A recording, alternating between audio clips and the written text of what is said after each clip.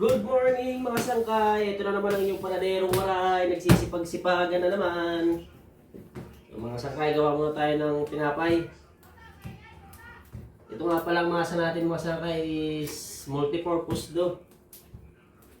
Kapag mayroon ka ganitong masa, marami ka nang magagawang tinapay. Marami ka nang magagawang iba't ibang klaseng tinapay ng mga palamanan.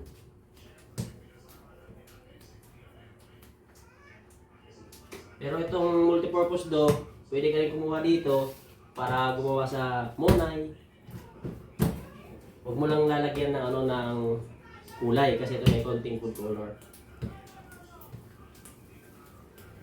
So bali ang asukal ko dito sa ating multipurpose dough sa 1 kilo, 180 grams. Kung gagawin mo ito para sa monay, bali ang ginagawa ko, sa monay ko yung 1 kilo is 200 grams ang asukal. Ganun lang. At ganito naman kalambot yung ating multipurpose dough na idinaan sa dough roller.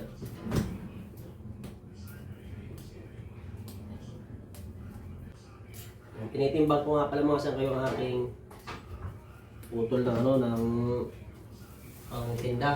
Bali yung pang tinda ko dito ay 5 piso lang, 28 to 30 grams.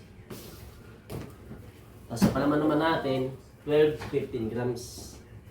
So bali ang kabuuan natin pang ng ating mga palamanan, 40 to 45 grams kasama ng palaman.